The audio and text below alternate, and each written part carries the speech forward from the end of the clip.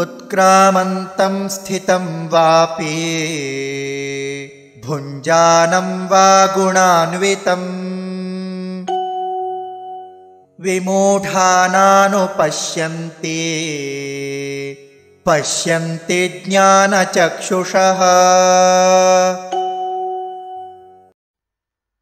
उत्क्रामन्तं स्थितं वा अपि भुञ्जानं वा गुण अन्वितं विमूढाः न अनुपश्यन्ति पश्यन्ति ज्ञानचक्षुषः।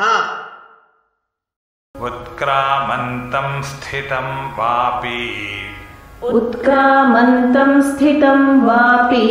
भुञ्जानं वा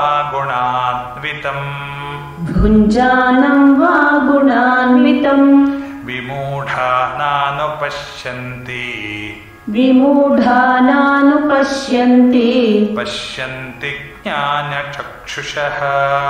पश्यन्ति ज्ञानचक्षुषः। उत्क्रामन्तं स्थितं वापि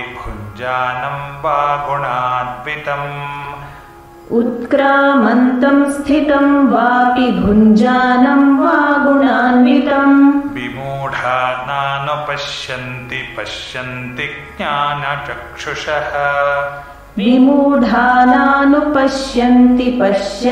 ज्ञानचक्षुषः। उत्क्रामन्तं स्थितं वापि भुञ्जानं वा गुणान्वितं विमूढानानुपश्यन्ति पश्यन्ति ज्ञानचक्षुषः। उत्क्रामन्तं स्थितं वापि भुञ्जानं वा गुणान्वितं विमूढानानुपश्यन्ति पश्यन्ति ज्ञानचक्षुषः।